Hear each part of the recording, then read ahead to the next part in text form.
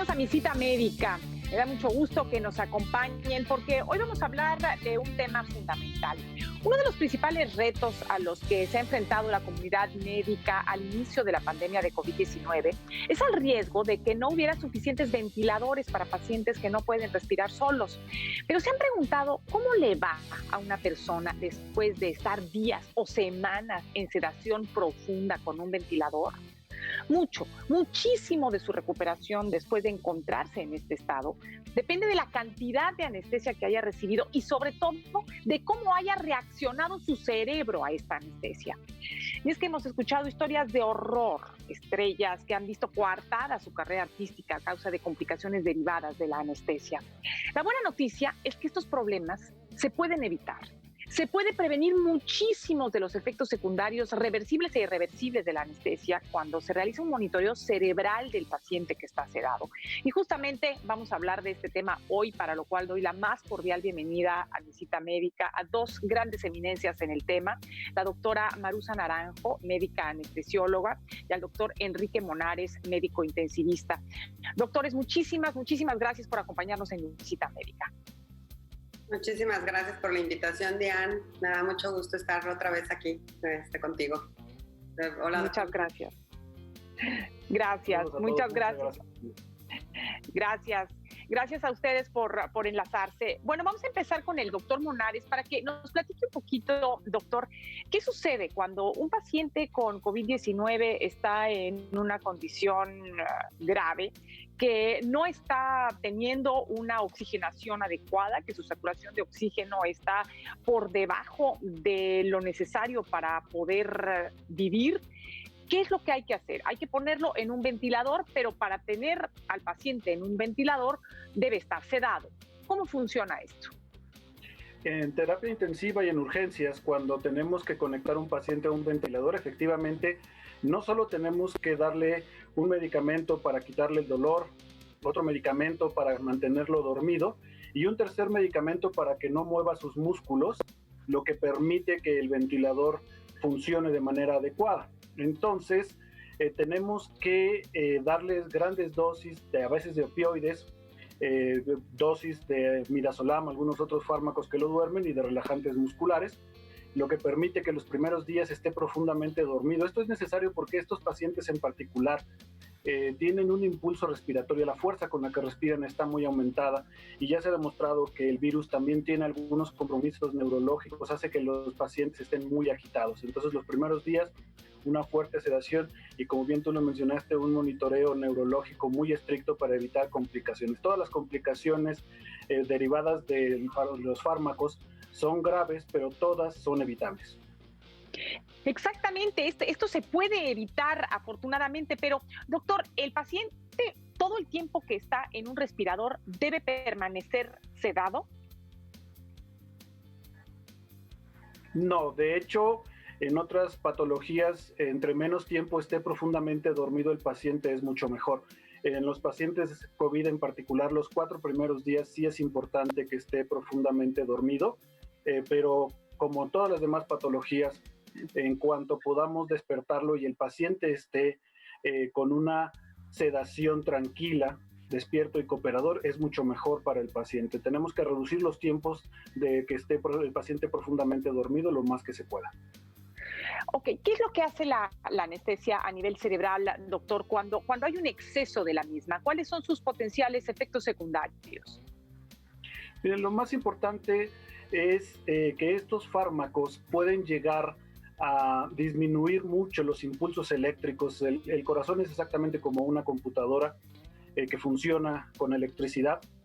Cuando esta fuente de energía disminuye mucho por los medicamentos que damos, entonces la actividad eléctrica, así como hay un electrocardiograma en el corazón que todos conocemos, hay un electroencefalograma que nos habla de la actividad eléctrica. Cuando los fármacos anestésicos alteran en exceso esta conducción eléctrica del corazón, del cerebro, surgen complicaciones serias que van desde pérdida de memoria hasta disminuciones de la calidad de vida, principalmente por algún daño neurológico que puede ser permanente. Ese es el problema con la anestesia. Insistimos mucho Por eso, solo los anestesiólogos deben de hacer este tipo de procedimientos en quirófano, los intensivistas en la terapia, porque todos ellos tienen un entrenamiento muy específico para evitar estas complicaciones, y en cuanto más monitoreo tengamos de la actividad eléctrica del cerebro, es mucho mejor.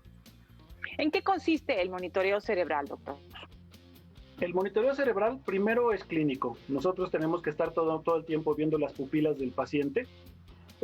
Después, todos los días en terapia intensiva, que son anestesias muy prolongadas, todos los días tenemos que despertar al paciente durante unos breves minutos para asegurarnos que su actividad eléctrica, todas las condiciones neurológicas no tengan ninguna complicación. Después, tenemos que monitorizar la actividad eléctrica del cerebro con este aparato que se llama electroencefalograma, que también es un aparato muy complejo.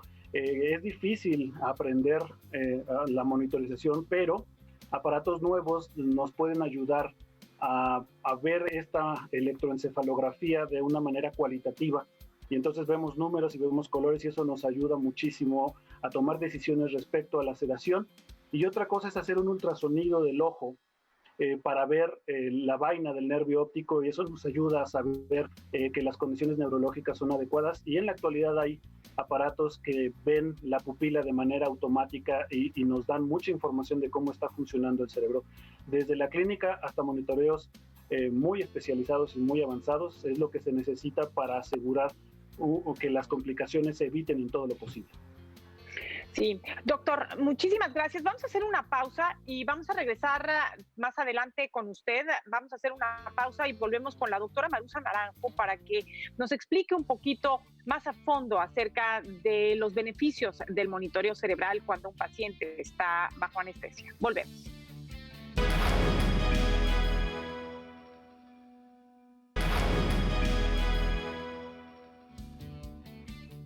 Gracias por continuar con nosotros en Mi Cita Médica. Hace un momento el doctor Monares nos estaba hablando acerca de posibles efectos secundarios reversibles e irreversibles de la anestesia, y sin lugar a duda uno de ellos es el llamado delirio. Y la doctora Marusa Naranjo nos va a explicar en qué consiste esto, doctora, y por qué sucede. Sí, así como lo estaba comentando el doctor Monares, bien lo comentó, que la disminución en la actividad eléctrica cerebral es una característica de la anestesia. Nosotros enlentecemos la información que pasa a través del cerebro.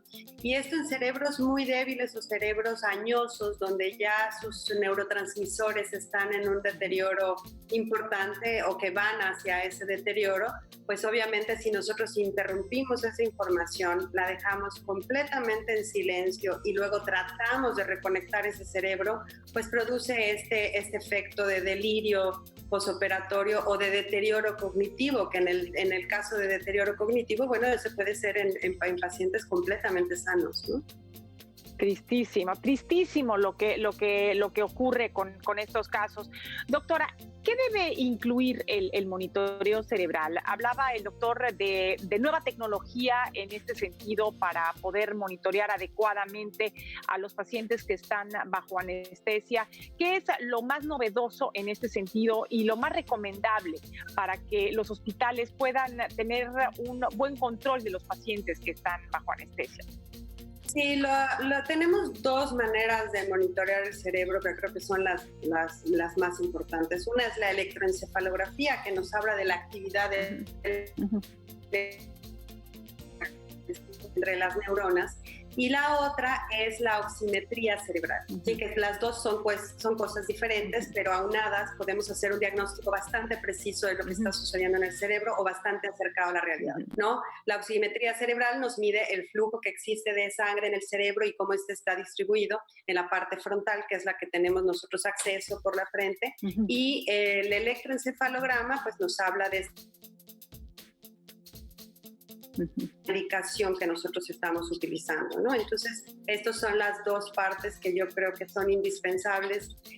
No en la mayoría de las cirugías, la oximetría cerebral, pero si bien la electroencefalografía, por ejemplo, en el hospital, en la Clínica Mérida donde trabajo, todos los pacientes, incluso las sedaciones, se utiliza monitoreo cerebral como parte del estándar de tratamiento, ¿no? Y eso debería de estar en todos lados, en todo paciente que está bajo anestesia, habría que monitorearle el cerebro. Claro, claro, porque nosotros, los efectos anestésicos, precisamente nuestra función es hacer un coma farmacológico, que se escucha difícil, pero es un coma farmacológico. Nosotros hacemos que el cerebro se desconecte para que no se dé cuenta de que lo están agrediendo con una cirugía, con un evento quirúrgico o incluso en terapia intensiva con una ventilación invasiva, con una agresión de todo lo que se hace en terapia intensiva. Entonces, nuestra función es bloquear esa parte del cerebro que no se dé cuenta, pero que tampoco lo tengamos con un silencio neuronal que es malísimo para el cerebro, ¿no? Claro. Doctora, entonces hoy en día es posible realizar simultáneamente la medición del oxígeno que está recibiendo el cerebro y su actividad eléctrica. Exactamente. Ahora es posible hacer esta combinación y viene otro parámetro más en camino que es la hemoglobina, que está oxigenada y la que está desoxigenada, que este es otro parámetro que también nos va a hablar acerca de la perfusión, o sea, de la sangre, cómo se está comportando en el cerebro, si hay demasiada sangre que está ahí estacionada o si está circulando adecuadamente o si tenemos vasoconstricción en algunas zonas cerebrales. Esto se utiliza, por ejemplo, en cirugía de hombro, donde está el paciente sentado, donde el flujo hacia la cabeza pues es menor y estos pacientes sufren bastante con deterioro cognitivo posoperatorio entre 3 y 5 días, a veces hasta 3 semanas después de un evento quirúrgico, ¿no?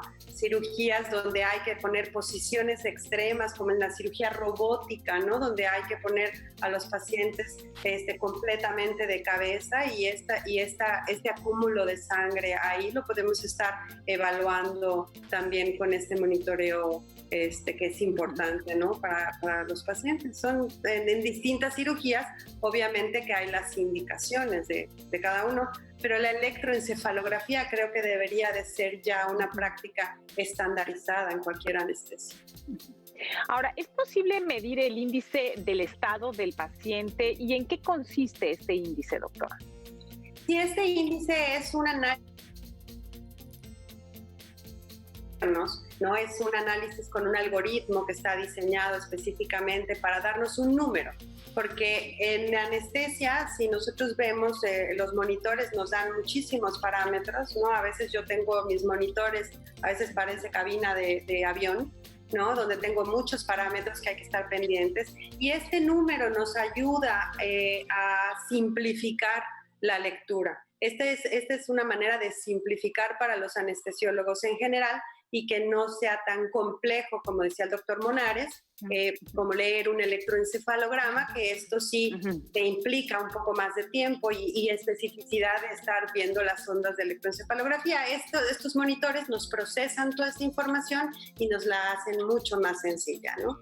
Lo ideal es que un anestesiólogo sepa leer el electroencefalograma, el espectrograma, que es el análisis de estas ondas, y obviamente el número solamente corrobora lo que yo estoy.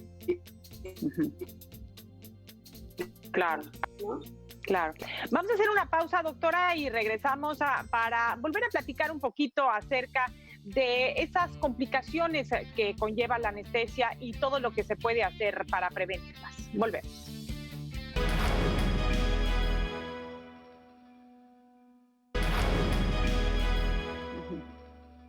Gracias por continuar con nosotros en Cuide su Salud. Estamos conversando con los doctores Monares y Naranjo acerca de los efectos de la anestesia cuando una persona está ya sea en terapia intensiva con un ventilador o bien cuando se somete a anestesia, y la relevancia de contar con un monitoreo del cerebro a fin de minimizar la cantidad de anestésico que requiere el paciente para poder realizarle los procedimientos necesarios sin dañarle su cerebro, sin dañarle su organismo con algunas secuelas que pueden incluso durar para toda la vida.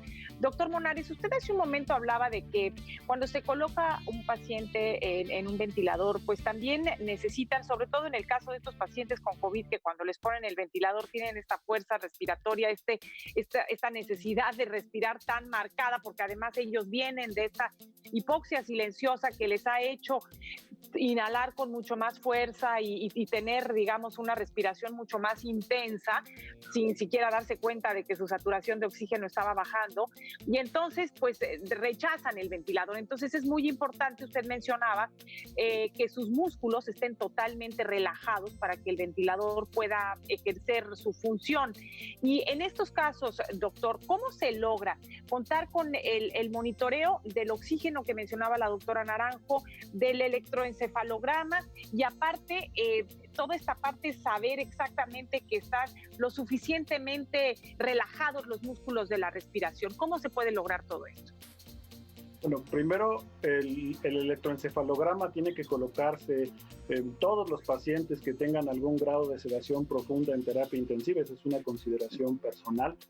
La electroencefalografía mide la descarga eléctrica que hay en el cerebro, y en base a ella sabemos que la actividad eléctrica está disminuida lo suficiente para que el paciente esté dormido, pero no tanto como para que tenga complicaciones. Digamos que las complicaciones más importantes en la electroencefalografía son breves momentos en el que la actividad eléctrica pudiera decirse que es completamente nula, se llama supresión, está suprimida la actividad eléctrica.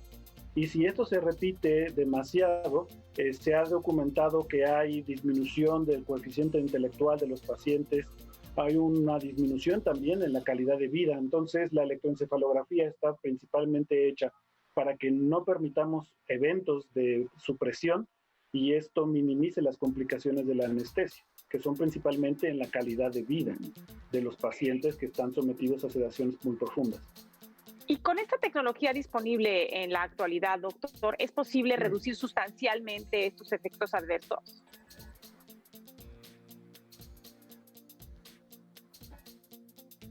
Sí. Doctor Monares. Sí, se perdió un poco, ¿me podría repetir? Se perdió, le repito la pregunta. Si con la tecnología disponible en la actualidad es posible minimizar, reducir, evitar estos efectos secundarios tan graves que puede tener la sedación profunda. Así es, el mantener monitoreos muy avanzados, como puede ser la electroencefalografía continua, incluso los aparatos modernos con algoritmos inteligentes, traducen esta compleja actividad eléctrica en colores, y solo ver estos colores nos indica el estado de sedación del paciente, y también nos indica si hay algunas complicaciones. Es un algoritmo muy sencillo porque se tiene que ver una banda de color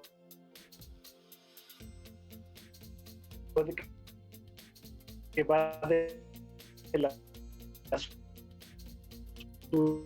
al rojo. Más información acerca de la importancia del monitoreo cerebral para todo paciente que está bajo anestesia o sedación. Volvemos.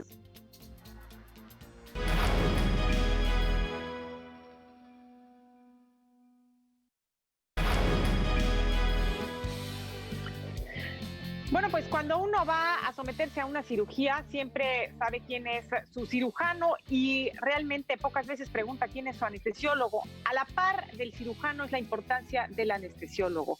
De hecho, deberíamos todos, antes de someternos a una cirugía, asegurar que nuestro anestesiólogo cuenta con su cédula profesional correspondiente a esta rama de la medicina y aparte está avalado por el consejo de su especialidad. Esto es muy importante para reducir los riesgos, además del por supuesto, el monitoreo cerebral. Doctora Naranjo, hoy en día es importante que este monitoreo cerebral pues tenga lugar de los dos lados del cerebro y tratando de procesar toda esta información que va llegando de todo el organismo en cuanto a monitoreo se refiere.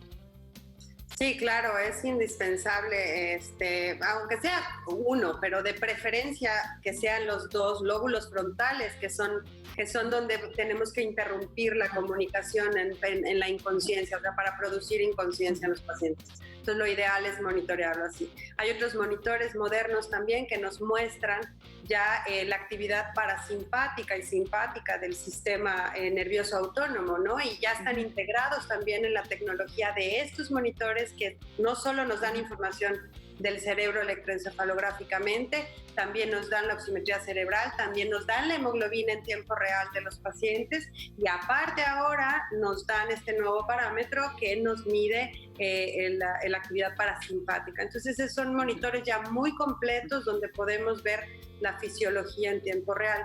Y lo que tú comentas, bien, es muy importante conocer a tu anestesiólogo, saber que es profesional, ¿no? Bueno, pues es fundamental que uno, conozcan a su anestesiólogo y dos, se aseguren de que si los van a someter a una cirugía y le van a poner anestesia, que sea con monitoreo cerebral, que le monitoreen el cerebro para reducir al máximo las complicaciones. Doctora Naranjo, doctor Monares, muchísimas gracias por habernos acompañado. No, muchas gracias por la invitación, Diana, como siempre, un placer. Gracias. Muchas gracias.